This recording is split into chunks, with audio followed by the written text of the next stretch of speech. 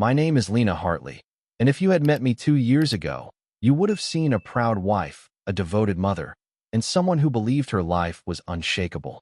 But behind that picture-perfect image was a secret I never meant to keep, and a mistake I never imagined I'd make. One glance, one choice. That's all it took to set everything on fire. I didn't cheat because I was unloved. I cheated because I was lost in a part of myself I thought I buried long ago. And when the truth came out, my husband didn't raise his voice. He raised a wall. 19 months ago, my entire world cracked open. Not because I stopped loving my husband David, or because I was unhappy in our marriage. No, nothing like that. It was because something inside me, something dark and primitive, resurfaced at the worst possible moment. And I listened to it. I acted on it. And I destroyed the one man who never deserved to be hurt. David is 39, strong and steady in every sense of the word. He's the kind of man who works hard, comes home every evening, kisses his kids goodnight, and never forgets to lock the doors before bed. We had been married for 13 years, and in all that time, I never once doubted that he loved me. He never gave me a reason to. And yet, I gave him every reason to doubt me. It started over 2 years ago, when a new couple moved into the house down the street. Tyler and Monica. Young, attractive, energetic. Everything about them seemed to pull attention. Monica was sweet, bubbly, the type who made friends quickly. Tyler was dangerous. Not in the obvious way, but in the way a flame draws in a moth. I should have seen the warning signs. But instead, I stared too long. The first time I locked eyes with Tyler was at a neighborhood barbecue. David was by the grill, laughing with the other dads, flipping burgers like he always did at these things. Our kids were playing with water balloons. It should have been just another sunny Saturday. But then, I turned around, and there he was, Tyler. He caught my eyes and didn't look away. And something deep inside me stirred, something I hadn't felt since I was 18. It's hard to explain without sounding pathetic.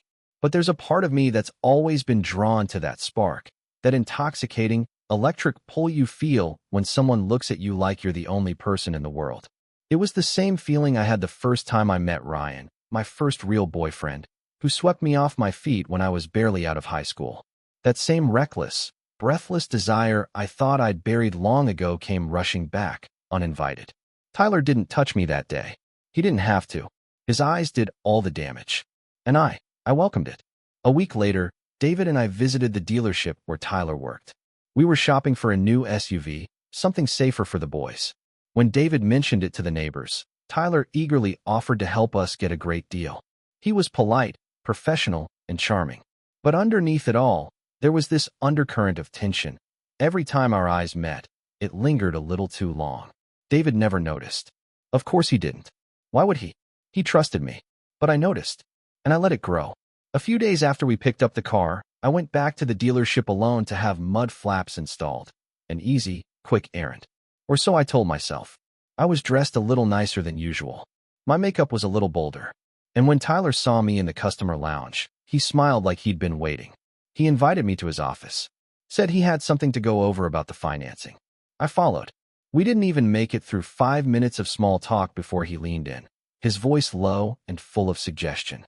He said, "I felt something between us. Back at the picnic, I saw the way you looked at me." I tried to pretend I didn't understand. I laughed it off. But then I admitted, quietly, that I felt it too. "It's wrong," I whispered. He shrugged and said, "I don't care. I should have walked away. I should have left that office and never looked back." Instead, I stayed. And that night, everything I knew about myself, about the kind of wife and mother I believed I was, began to unravel. The affair didn't begin with that conversation, but it started there in spirit. It crept into my thoughts, into my daily routines. I began dressing differently, wearing perfume again. I checked my phone more often, waiting for messages that shouldn't have existed. I was playing with fire, and deep down, I already knew I'd get burned. You might ask, was your marriage falling apart? Was David distant? Did you feel unloved? No, none of that. David was everything I ever wanted. Kind, generous, steady. He made me feel safe. He loved me completely. That was the truth, and the worst part of it all. I cheated not because I lacked something, but because something in me was broken. I let desire blind me to what I already had. I let a stranger's attention mean more to me than a decade of devotion. And for what? 4 encounters, stolen in the shadows. For the thrill of secrecy. For the illusion of being wanted, even when I already was. I never planned to fall. I just didn't stop myself from leaning over the edge. And I had no idea that the fall would take everything with it. The first time I crossed the line with Tyler was a quiet Thursday morning. The kids had gone off to school, David was already at work, and I had convinced myself that I needed to drop by the dealership, something about paperwork for the extended warranty. It was a lie I told with ease, even to myself. Deep down, I knew exactly what I was doing. I wore a fitted blouse I hadn't touched in years and lip gloss that still smelled like my early 20s. When I walked into the dealership, Tyler was waiting in the lobby, pretending to sip coffee, but his eyes gave him away. He smiled like he had already rehearsed the whole thing in his head. "Come on back," he said. "We won't be long." His office was too quiet. The door closed with a soft click that echoed louder than any slam. For a moment, we just looked at each other. No words. Just silence so thick it pressed down on my chest. Then, as if pulled by some invisible cord, I stepped forward, and we kissed. It was fast, breathless, completely irrational. A part of me screamed to stop, another part silenced it. We didn't sleep together that day, but everything that followed felt inevitable. The next week, when David left for a business trip and our boys were staying with my parents for the weekend, Tyler invited me over. I told David I was going to visit an old friend for brunch. I even took a change of clothes, just in case someone saw me on the road and asked. That's how premeditated it became, how detached from morality I was willing to be. Tyler's house smelled like fresh coffee and cologne. There were toys in the living room, family photos on the walls, a pink backpack hung by the door. Monica and their kids were gone for the day, and everything felt too quiet, too wrong. But that didn't stop us. I slept with him for the first time that morning. It wasn't magical. It wasn't even satisfying. If I'm honest, it was rushed, clumsy, and filled with more guilt than pleasure. But I was chasing something, maybe the thrill of being desired, maybe the echo of my youth, maybe just the terrifying feeling of doing something I wasn't supposed to. Whatever it was, it kept pulling me back. Over the course of 5 months, Tyler and I met 3 more times. Always when no one was looking. Always with fake errands, timed texts, careful exits. I told myself we were careful. I told myself it was just temporary. I told myself it didn't mean anything. But none of those lies held up on that final day. It was a Thursday morning, just like the first. The kids were in school. David had left early for work. Tyler sent a message, "Come over." One last time. Maybe he sensed things were unraveling. Maybe I did too. I parked 3 blocks away and walked the rest of the way to his house. I felt the usual rush of adrenaline. But as I stepped inside, something felt off. The curtains were drawn, the house too quiet. We barely spoke before we were in his bedroom. That's when the front door opened. At first, I thought it was Monica. I scrambled to grab my clothes, already trembling. But it wasn't her. It was Monica's mother. I don't remember everything she screamed, but her face twisted with a rage I'd never seen. She slapped Tyler across the face, raking her nails across his cheek, leaving a bleeding gash. Then she turned on me. Her hand landed hard across my jaw, and she yanked at my hair with so much force, I hit the wall behind me. She tore a chunk of it out before I could even cover myself. I don't know how I got out of that house. I remember stumbling barefoot through the backyard, pulling my shirt over my head with shaking hands. Shame had already sunk its claws in. My heart pounded so hard, I thought I'd pass out.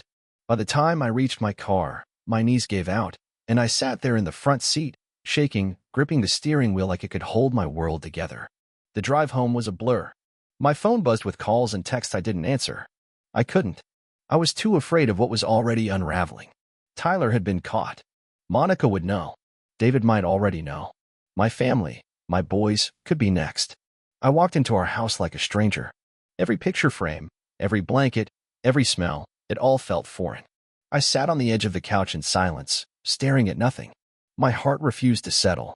The clock ticked loud in the background, a cruel reminder that time was still moving, even if my life had just collapsed. I picked up my phone and called David. No answer. I sent him a message, "Please, come home. I need to talk to you. It's important." Still nothing. I sent a text, then another. I begged the universe to pause, to give me just 1 more hour to fix what I had broken. But some things can't be undone. And I could already feel the weight of consequences beginning to crush me. I didn't move from the couch for hours. I sat there, still half shaking, my hair a tangled mess from where Monica's mother had yanked it out, the side of my jaw already beginning to throb and swell. My mind refused to accept what had just happened. I kept hoping, praying, even, that this was all some terrible dream. That I'd wake up, David would be in the kitchen making coffee, the boys would be yelling about cartoons, and none of this would have happened. But it had. And now, reality was sinking in like ice water down my spine. The silence in the house was deafening. I thought about calling David again, but something told me it was too late. Someone had already gotten to him. Maybe Monica, maybe her mother, maybe even Tyler, trying to salvage whatever scraps of his life hadn't just been burned to the ground. Whoever it was, the damage was done. Around noon, I heard the sound I'd been dreading, pounding on the front door. I froze. Then the screaming started. "Open this door, Lena. I know you're in there." It was Monica. Her voice cracked with rage, and beside her, I heard her mother yelling, banging on the front windows like they were about to shatter. "You disgusting, home-wrecking witch. Come out." I backed away from the door like it was going to explode. My knees hit the coffee table, knocking a picture frame to the floor, one of David and the boys, arms around each other, smiling in the sun. The glass cracked. I wanted to be sick. I crouched behind the couch, trembling, hoping they'd give up. But they didn't. For 10 full minutes, they screamed, cursed, and pounded until finally, they left. I watched through the blinds as they stormed back down the street, heads shaking, voices still raised. I should have run after them. I should have faced Monica and begged for forgiveness. But I didn't have it in me. I was a coward, hiding behind curtains in my own home, afraid to face the storm I created. Somehow, I fell asleep on the couch, curled in a ball, my phone clutched in my hand like a lifeline. When I woke up, the sun was starting to set. My head pounded. My mouth was dry. My heart, it was racing again. A car door slammed outside. I scrambled to the window. It was David. I ran to the bathroom, splashed cold water on my face, tried to fix my hair, tried to look like someone who still deserved love. It was pointless. When I stepped into the living room, I saw him walking, right past our front door, down the driveway, and toward Monica and Tyler's house. I couldn't breathe. I pressed my hand against the glass and watched him knock on their door. Monica let him in, and then he was gone, for 3 hours. I paced the kitchen, the hallway, the backyard. I changed clothes twice, reheated coffee I didn't drink, tried to call my sister, then hung up before the first ring. My thoughts spun in 100 directions. Was he there for answers? For confrontation? For revenge? Was he there to comfort her? When David finally returned, the sun was gone. He opened the front door and stepped inside with the weight of a man who had seen enough. I stood waiting. "I'm sorry," I whispered, stepping forward. He raised his hand, not to hit me, but to stop me from coming closer. "Don't," he said flatly. "I didn't mean to." "No," he said, louder this time. "Don't say it." I tried to hug him. He took a step back. "David, please. I don't accept your apology, and I want you to leave. Tonight." I dropped to my knees. It wasn't for show. My body just gave up. I clung to his jeans like they were the only thing anchoring me to the earth. "I'll do anything. Just don't send me away. Please, not like this." He stared down at me like I was a stranger, like I was filth on his floor. Then he picked up his phone. "I'm calling your mother. She'll come get you." The words hit harder than any slap. Still, I didn't move. When my mother arrived, her face was pale, her hands shaking. David told her everything. No yelling, no theatrics, just cold, hard truth. I watched her face crumble as she pieced it together. She didn't defend me. She didn't say a word. She just helped me pack a bag and walked me to the car like I was a patient being discharged from some failed institution. As I stood in the doorway, I turned to David one last time. "What are you going to tell the boys?" "I'll handle it," he said. "You've done enough." And just like that, the door shut. The sound echoed in my chest like a final verdict. I had lost him. I had lost everything. And the worst part was, I knew I deserved it. That night at my mother's house was the longest night of my life. I didn't sleep. I couldn't. I just lay in the guest room, on the same bed I slept in during high school, staring at the ceiling fan spinning above me like a slow, relentless clock. My face still ached from the slap. My scalp burned where clumps of hair had been torn out. But none of it compared to the hollowness in my chest.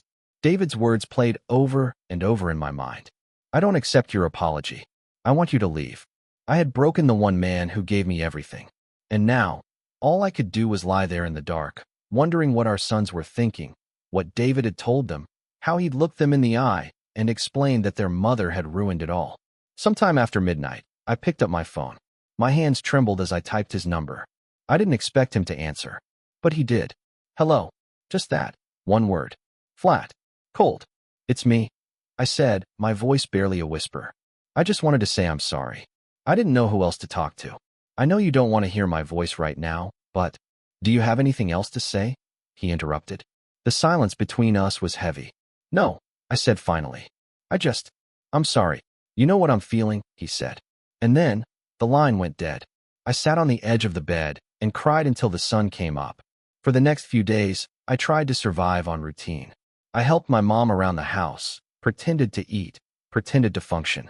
But every hour that passed without seeing my boys felt like another punishment. Then, on the fourth day, David called again. You'll stay at your mother's for a couple more weeks, he said. I need time. I understand, I told him. But when can I see the boys? Can I talk to them? I don't want to see you right now, he said. We'll do a short call every evening at 9. Just you and me. Okay. I whispered, clutching the phone like it was him. I'll take anything. I'll wait. I love you, David. He said nothing. The line clicked off again. That became our routine. Every night at 9, I'd call. I would pour my heart out, apologizing, begging, explaining.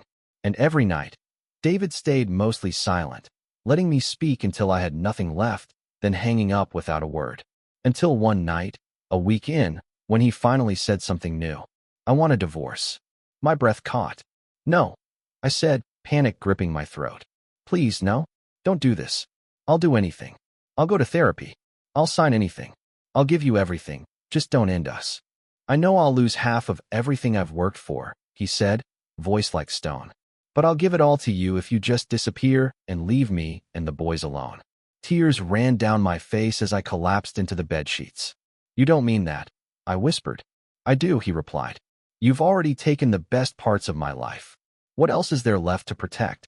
We ended the call, and I cried so hard I couldn't breathe. That night, I didn't sleep. I paced the floor, mind racing, heart shattering all over again. But then, something hardened inside me.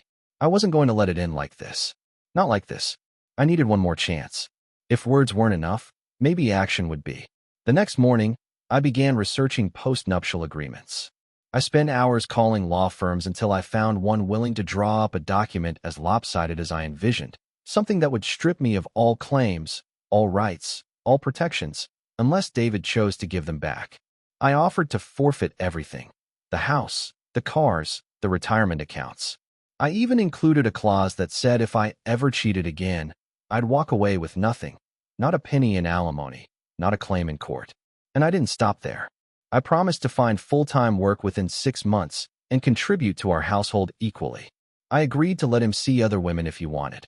I told him he didn't even have to touch me again if he didn't want to. I gave him the power. When I had the final draft in hand, I sent it to him along with a note. Please read this before you sign anything from your lawyer. All I ask is one more chance to prove that I can be the woman you married. 2 days later, I was served divorce papers. But that night, David called. I read it, he said. You're serious about this? I am. There was a pause. Then I accept. But I want one more clause. Anything. We remain married for now, but I'm not required to sleep with you. No intimacy. No affection. Not until I decide otherwise. My heart sank. But I agreed. Because I believed, naively, that if I could just stay close, I could earn my way back. I didn't realize then how much harder it would be to live in the same house and feel 1,000 miles away. We didn't speak the morning I moved back in. David was already gone when I arrived with my suitcase. The key still worked. He hadn't changed the locks. I stood in the foyer for a long moment, suitcase by my side, taking in the silence of the house that used to feel warm. Now, it felt sterile, like a museum of a life I used to have. The boys were at school. Their coats hung by the door. Their shoes, slightly muddy, were kicked off by the bench like always. That familiarity should have comforted me. But all it did was remind me what I stood to lose if I failed again. I walked to her bedroom, but stopped cold when I saw the door shut tight. A yellow post-it note was stuck to the center. His handwriting, unmistakable. You'll be staying in the guest room. Don't enter without permission. The knife twisted a little deeper. I nodded to no one, turned around, and rolled my suitcase down the hall. That was the beginning of what I now call our second marriage, a term I use loosely, because no part of it resembles what marriage should feel like. It was more of an arrangement, a fragile contract that allowed me to remain under the same roof, as long as I played by his rules. David never touched me. He wouldn't even let me brush against him when passing in the hallway. The few times I tried to reach out, just to place a hand on his arm, just to show I still loved him, he'd stiffen like I had electrocuted him. Once, he pulled away so fast I nearly stumbled backward. He didn't yell. He didn't curse. His silence was worse. It was cold, clinical, and precise, like I was a patient he had agreed to house, not a wife. Every month, like clockwork, he left a home STD testing kit on the kitchen table. He never said a word about it. I'd just wake up, walk into the kitchen, and there it would be sitting next to my coffee cup like a passive-aggressive reminder of what I'd done. I submitted to the test without question. I'd mail the sample, print the results, and leave them in a sealed envelope on his desk. He never acknowledged them. He never had to. Our lives ran on parallel tracks. We parented the boys on alternating schedules. When it was my turn to take them to practice or school, he'd show up too, but stand across the field, never once sitting beside me. He'd laugh with the other dads, clap when our son scored, and never glance my way. When we traveled as a family, which we did, often, David booked adjoining hotel rooms. One for the boys, one for us. Always with 2 queen beds. Always cold. He never spoke to me more than necessary. He never let the boys sense the war that raged silently between us. But I felt it every second. I clung to tiny moments like a starving woman to crumbs. Once, I caught him eating a cookie I baked. He thought no one was watching. The next day, I baked a full batch and left them out. He never touched another. He wouldn't eat anything I made after that. Instead, he cooked for himself on the weekends, mostly. He'd grill outside, flipping steaks and burgers while the other neighborhood men joined him on the porch, sipping bourbon and smoking cigars like nothing had changed. I stayed inside. I became a ghost in my own home, hiding in the kitchen, in the backyard garden, anywhere he wasn't. The boys started inviting their friends over again, even Monica's kids. At first, I thought David would put a stop to it, but he didn't. In fact, he encouraged it. It was his way of showing them that life didn't stop because their mother had failed. He wanted them to grow up normal, even if it meant pretending everything was fine. And in a way, that's what I did too. I cooked dinner for them every evening at 4 o'clock. I taught them how to set the table, how to season vegetables, how to clean as they went. We created little rituals, things David used to do with us, back when we were whole. In those moments, I felt useful again. I felt like a mother. I clung to it like a lifeline. But the nights, those were the worst. Lying alone in that guest bed, listening to David move around the house, I'd remember what it felt like to fall asleep beside him, to feel his arm draped over my waist, to hear his breath steady next to mine. Now, all I heard was distance. And still, I stayed. Because I believed, foolishly, stubbornly, that if I just gave him time, he'd come back to me. That one night, he'd knock on the guest room door. That he'd miss the way things were. But weeks turned into months. And the door never opened. 17 months. That's how long it had been since the affair. Since the slap. Since the door slammed shut and the silence began. 17 months of living in the same house as David, yet feeling like a stranger who'd trespassed into someone else's carefully guarded peace. I kept telling myself things were getting better, that his silence wasn't as sharp, that the way he answered my questions, short, direct, but no longer venomous, meant something. That maybe, just maybe, he was thawing. But all I had were scraps, and I fed on them like they were full meals. He never touched me. He never said my name. He never let his eyes linger long enough to make me believe he still saw the woman he married. What we had was routine, cold, functional, and emotionally sterile. We were co-parents, housemates, logistical partners in raising 2 boys who were thankfully too young to understand how much had crumbled beneath their feet. I had given him everything he asked for in that postnup. Every asset, every out, every escape route. I thought I was buying time. But you can't buy someone's heart back. One afternoon, while trimming the hydrangeas in the backyard, I looked up and saw David in the window. He was watching me, not with softness or longing, but with a look I couldn't decipher. Maybe pity, maybe resentment, maybe nothing at all. Then, without a word, he pulled the curtain shut. I stood there, pruning shears in hand, my throat tightening. I couldn't remember the last time we'd had a real conversation. Everything was functional. Who's taking the boys to practice? What time is the dentist? What's for dinner? Not because he'd eat it, but because he didn't want the boys asking why their dad always made his own plate. I felt like a ghost trying to haunt a life I no longer belonged in. The neighborhood didn't help. Word had spread, of course. After what happened, after Monica's mother had caught us and dragged my name through the dirt, it didn't take long. The women I once had wine nights with, the moms I hosted baby showers for, they stopped waving, stopped smiling. One even crossed the street when she saw me walking toward her with groceries. Tyler and Monica divorced 8 months after D-Day. She stayed in the house. Their kids still played outside. Sometimes they even came over to play with my boys. I never stopped them. I wouldn't punish children for my sins. But every time I saw Monica walking them to the mailbox, her eyes burned through me like a quiet curse. I couldn't blame her. So I stopped going outside. I stayed in the back garden or inside the house. I kept myself busy, cleaning, cooking, organizing drawers that didn't need organizing. I redecorated the guest room just to feel like I had control over something. Meanwhile, David thrived. He went to work. He hit the gym. He met the guys for drinks or cigars on the back porch. Sometimes they came over. Their voices filled the backyard, their laughter rising with the scent of grilled steaks. I'd listen from the kitchen, hiding behind curtains. He was living. I was surviving. He wouldn't let me sit with them. I tried once, brought out a tray of drinks like I used to, but his glance stopped me in my tracks. I turned and walked back inside. That was the moment I knew. I had become something he tolerated. The only time we traveled together was when the boys were involved, family vacations to keep up appearances.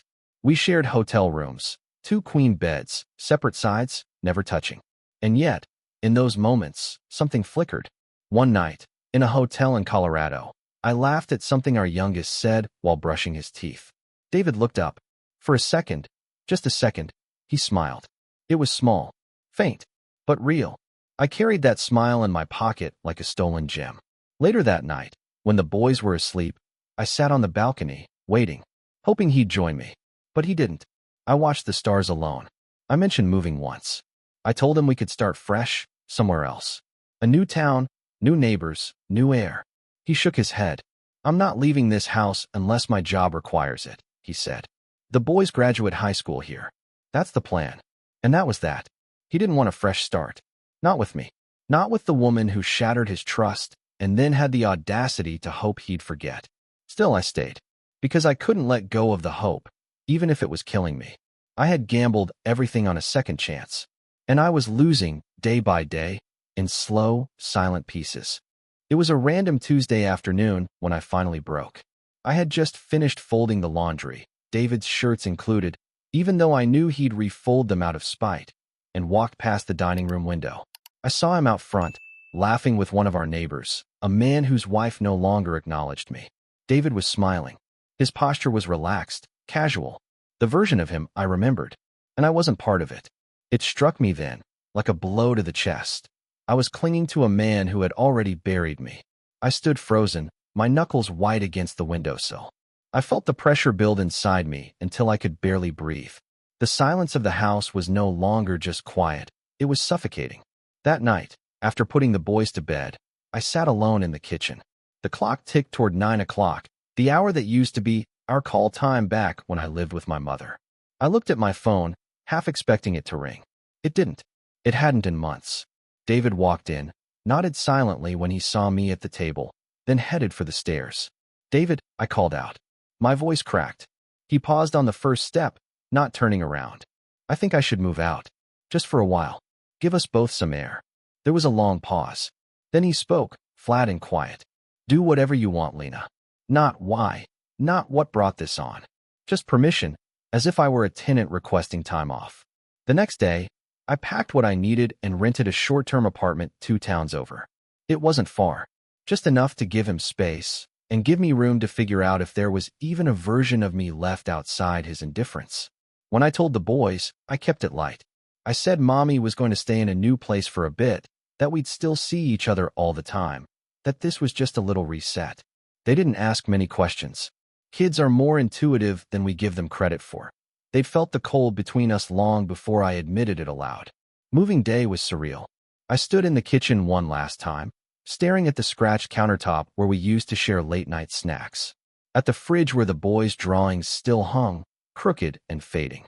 At the family portrait above the fireplace that hadn't been updated in years because David refused to take new ones. When I walked out the front door, I didn't cry. I had cried so much already, I didn't think there were tears left. But that first night in the apartment, the silence was different. It wasn't suffocating. It was peaceful. No reminders of what I lost. No footsteps I longed to follow. Just me. Alone. And that terrified me. I kept busy. I rearranged furniture. I lit candles I used to save for special occasions. I cooked dinner for one and stared at the second place setting until I got used to leaving it empty. The boys came over every few days. I picked them up after school, made their favorite meals, helped with homework. They laughed more in my apartment than they ever did in that house. Maybe because they felt no tension here, just love. David and I spoke occasionally, strictly about logistics. At first, he seemed indifferent to my move. But after a few weeks, something shifted. One evening, after dropping the boys off, I called him with a question about insurance. We ended up talking for nearly an hour. About nothing and everything. He sounded softer, less guarded. And for the first time in nearly 2 years, I allowed myself a dangerous thought. Maybe there was still hope. Over the next few weeks, we spoke more often. Never emotional. Never romantic. But the conversations stretched longer. There were pauses where I could hear his breathing, like he didn't want to hang up just yet. I began to feel a flicker of something I hadn't in so long. Possibility. Then, one night, just as I was about to hang up, I asked him quietly, "Do you ever think about what we used to be?" There was a long silence. I thought maybe he'd hung up. Then he said, "Sometimes." And for me, that was everything. I went to bed that night clutching my pillow like it was his arm, heart aching but alive. Maybe this space was what we needed. Maybe, away from the cold routines and ghosted hallways of that house, we could see each other again. Really see each other. But what I didn't know then was that hope, just like guilt, is a double-edged sword. And the next time David spoke honestly to me, it would cut deeper than all the silence before. The call came 5 months after I moved out. I had just finished tucking the boys in after a weekend stay.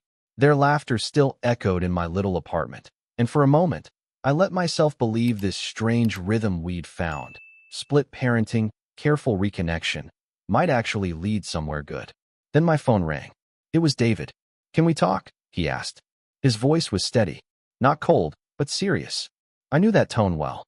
It was the same one he used when telling the boys about their chores, when speaking to contractors, when handing over decisions he'd already made. "Of course," I said, heart thudding. He asked if he could stop by. I said yes. When he arrived, I barely recognized him. Not in appearance, he looked the same. Still calm, still collected. But his presence felt heavier. Like whatever he was carrying had finally become too much to hold. We sat on opposite ends of the couch. The air between us felt like glass, fragile, ready to shatter. "I've been thinking," he began, hands clasped in his lap. "About everything." I nodded, afraid to speak. "I appreciate what you've done," he continued. "The space. The agreement. The honesty. I can't deny you've tried." The word tried stung more than I expected. "But," I whispered. He exhaled. "But I need to let go. I need to end this." I stared at him. My throat went dry. "You mean divorce?" "Yes," he said. "Not just on paper. I mean for real. No more limbo.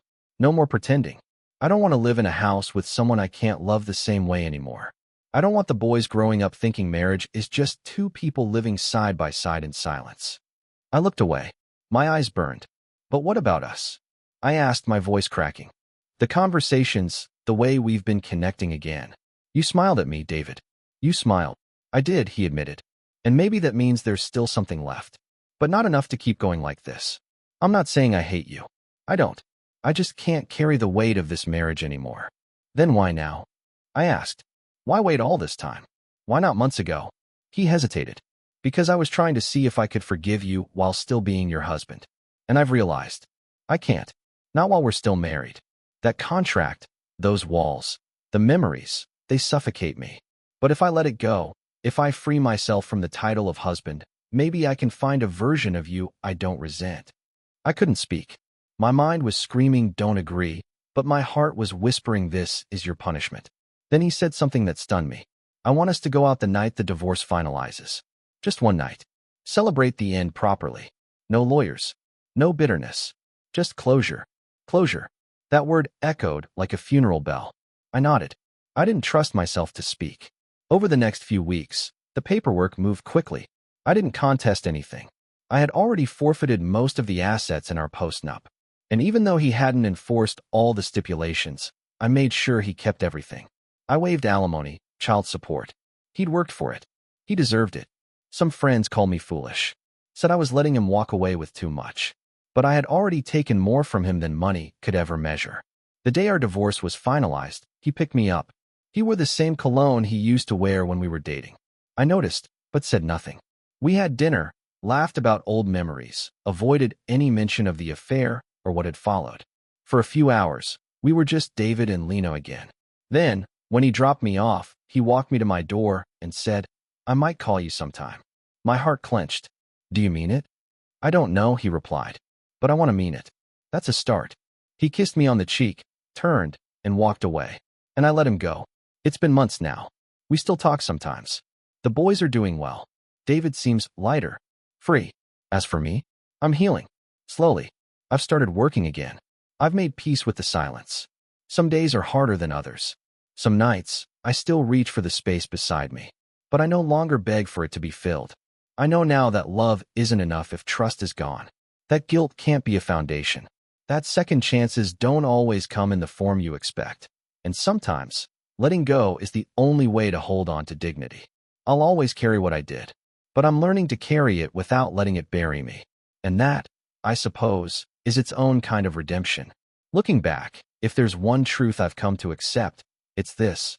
Betrayal doesn't just destroy trust. It rewrites the entire language of love. For anyone listening, especially those who've lived long enough to know the weight of quiet sacrifices and the fragility of marriage, I offer this.